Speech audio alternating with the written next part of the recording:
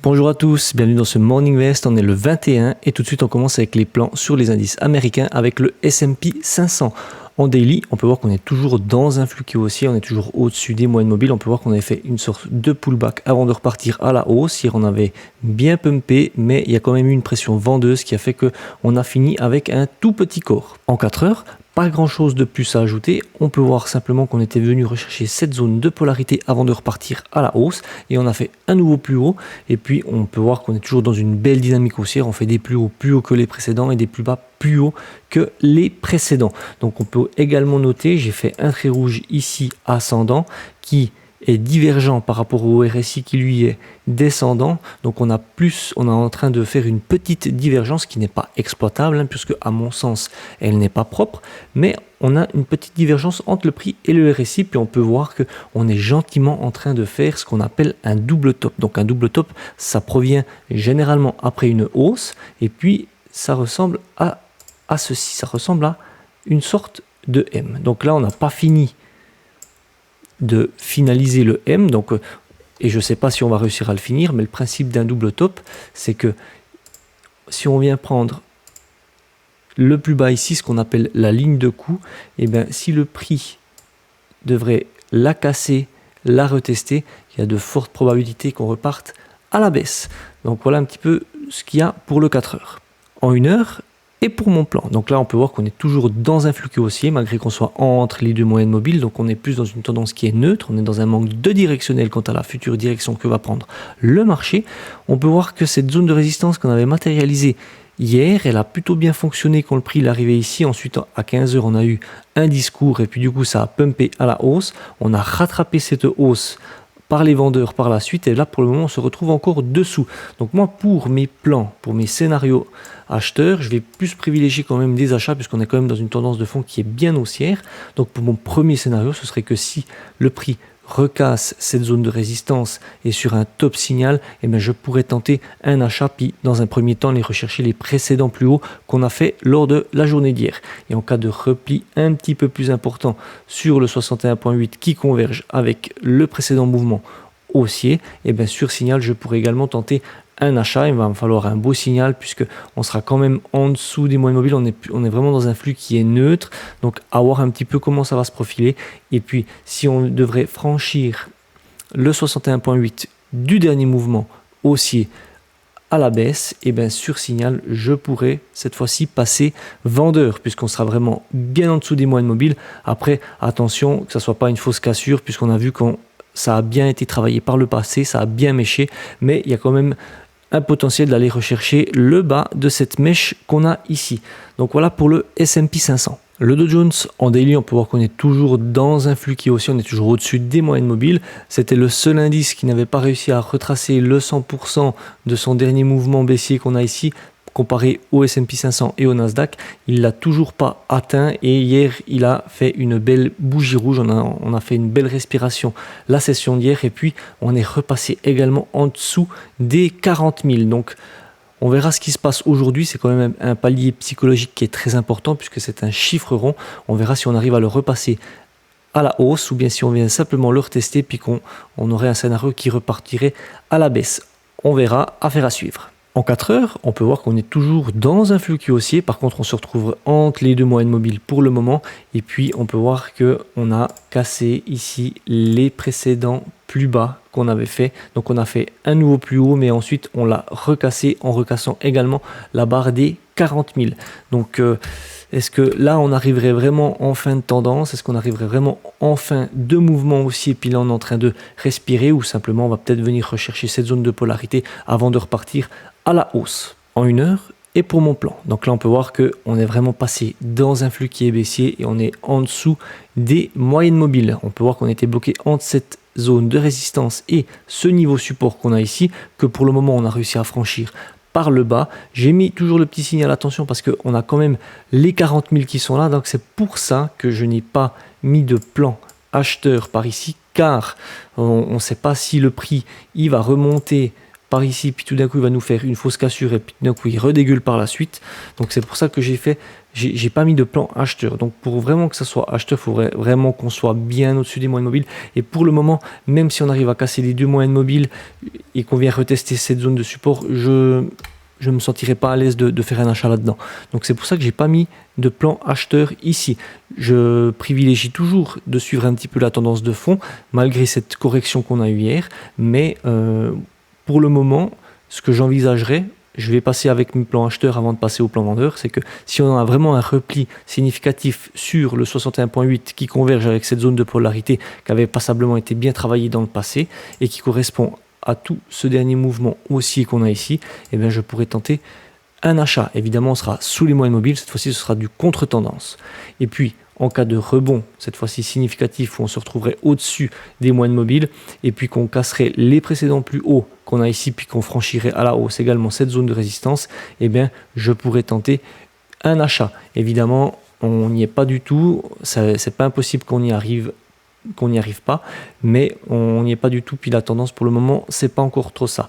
Et puis pour mon scénario vendeur, cette fois-ci ce serait que je me sentirais plus à l'aise si j'ai un signal de vente, parce qu'on est quand même en dessous des moyennes mobiles, et puis on est quand même dans un flux qui est baissier, donc je me sentirais plus à l'aise d'avoir un signal par ici, et puis de tenter une vente. Par exemple, si on avait un OPR qui se dessinait par là. Donc pour rappel, un OPR, à 15h30, la première bougie 15 minutes va faire des hauts et des bas, et puis elle va borner le marché. Okay, elle va nous faire un bas d'OPR et un haut d'OPR. En fait, on pourra voir le bas de l'OPR comme un support et le haut de l'OPR comme une résistance. Et ensuite, ça va nous servir de guide. Et puis, il y a une stratégie avec l'OPR, c'est que si par exemple, imaginons, notre bougie, elle est ici, elle nous fait les 15 minutes là, ensuite on passe en 5 minutes par exemple, et puis le prix, il vient par ici, puis on a de la peine à passer les moyennes mobiles, et puis tout d'un coup, il repasse par là. Il réintègre son OPR, donc là, on se retrouverait en dessous du niveau support, en dessous des moyennes mobiles, donc on serait dans un flux qui est baissier, on a eu un rejet, donc là, potentiellement, je pourrais venir mettre mon ordre limite sur le haut de l'OPR, attendre que mon prix vienne rechercher mon ordre et viser, dans un premier temps, le bas de l'OPR, à voir avec le ratio si c'est OK. Mais voilà, ça ce serait un scénario où je me sentirais un petit peu plus à l'aise avec le Dow Jones, en tout cas dans ce secteur qu'on a ici. C'est vrai qu'on n'a pas grand chose jusque là et on n'a pas grand chose jusqu'ici. Donc ça ce serait un scénario que je trouverais envisageable. Donc voilà pour le Dow Jones.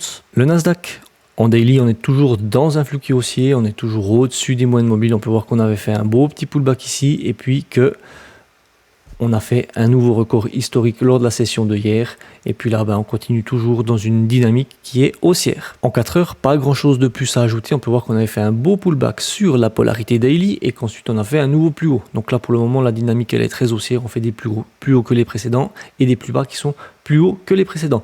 À noter toutefois qu'on est en zone de surachat avec le RSI. Et puis, est-ce que on a une petite divergence? Donc oui, on peut voir que là, on est plus haut que celui-ci, et puis là, on peut voir sur le prix qu'on est plus bas que celui-là. Donc là, on a une petite divergence qui s'est formée, qui n'est pas exploitable, à mon sens, je la trouve pas terrible, mais c'est vrai qu'on a un petit peu les mêmes configurations qu'un petit peu sur les autres indices, c'est que ça n'y est pas encore, et puis ça y ressemble simplement, c'est juste une hypothèse, mais là, on peut voir que peut-être on est en train de faire un double top également sur le Nasdaq, mais voilà, ça ressemble pas du tout encore à un double top, mais si on redescend ici, ça pourrait y ressembler.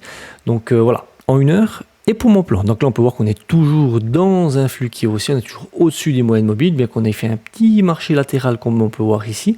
Et puis moi pour mes scénarios, ce serait plus de rechercher des achats, de préférence des achats sur des replis, vu le bond qu'on a fait lors de la session de hier. Donc pour mon premier scénario, on peut voir que j'ai mis une petite zone de polarité qui est juste ici, où elle avait fait support, résistance, résistance. Et puis là, dans l'idéal, ce serait qu'on vienne rechercher cette zone de support qu'on a, de cette zone de polarité qu'on a ici, et qu'on fasse un petit excès sur le 61.8 qui converge également avec une belle polarité en daily, et sur signal, je pourrais tenter un achat. Évidemment, on sera sous les moyennes mobiles, donc il faudra faire attention, mais si j'ai un petit signal et que le prix remonte par ici, je pourrais potentiellement exploiter des achats par là. Et puis pour mon deuxième scénario acheteur, ce serait que si on franchit les plus hauts historiques qu'on a fait lors de la session de hier, eh bien je continuerai de payer dans le flux et puis je suivrai la tendance en allant chercher un ratio de minimum 2. Et puis je peux voir que on a quand même un petit niveau support qui est juste ici. Donc là, potentiellement, si le prix reste dans ce petit niveau support et que j'ai un petit signal à l'ouverture des marchés, bien sûr il faut qu'il reste par ici, mais de style OPR par exemple, je reviens encore une fois avec l'OPR, et puis qu'on a un OPR qui se dessine, je ne sais pas, par exemple par ici, et qu'on ait un prix qui corrige ici, puis pendant la première bougie des 15 minutes, on borne par ici, et tout d'un coup, le prix décide de sortir de son OPR par le haut, de casser le niveau support, et bien à ce moment-là, je me dirais, je place mon ordre limite d'achat ici, j'attends que le prix vienne rechercher, et je vais chercher les précédents plus hauts de la veille. Donc voilà, un petit peu pour le Nasdaq et pour les plans sur les indices américains. On va directement passer au calendrier économique. Et concernant le calendrier économique, on peut voir qu'aujourd'hui on a un petit peu plus d'annonces que la journée d'hier, et on commence avec le côté de l'Europe avec un discours de la présidente de la BCE à 10h. Donc prudence à cette heure-là, ça risque d'avoir un petit peu de volatilité sur les marchés et pour les paires qui sont cotées en euros. Et puis pour le côté du Canada, on aura des annonces sur l'IPC, et puis pour les États-Unis, on n'aura pas vraiment de news qui sont majeures, qui sont importantes. Par contre, attention, on aura à 15h un discours d'un membre de la Fed, et puis à 15h05 et à 15h10, on aura deux discours de membres du FOMC. Donc également, à ce moment-là, ça risque d'avoir de la volatilité sur les marchés. Et concernant la stratégie dual momentum, on est toujours en attente de signal, on est toujours en vert dans les actions. Donc pour le moment, on patiente, et puis sur le MDY, on peut voir qu'on n'avait tout juste pas atteint les 100%. Donc là, je suis toujours en attente, et puis j'attends un potentiel repli sur le 61.8 de tous ce dernier mouvement baissier qu'on a eu. Pour le moment, je patiente, et pour le SPY, ben lui, comme il est bien corrélé avec le S&P 500, eh bien, on peut voir que lui, il pump. Pour le moment, il n'attend pas, hein. Il y a une potentielle zone de polarité qui s'est faite juste ici. Donc là, pour le moment, je suis un petit peu plus sur le MDY, je regarde un petit peu ce qui se passe, et puis voilà, on attend, on patiente, on reste carré, le signal, il va arriver. Et puis voilà, c'est tout pour moi pour aujourd'hui. Je vous invite à mettre vos retours dans les commentaires, à vous abonner à la chaîne. Moi, je vous dis à tout bientôt pour une nouvelle vidéo, et surtout, n'oubliez pas de rester prudent sur les marchés. Ciao!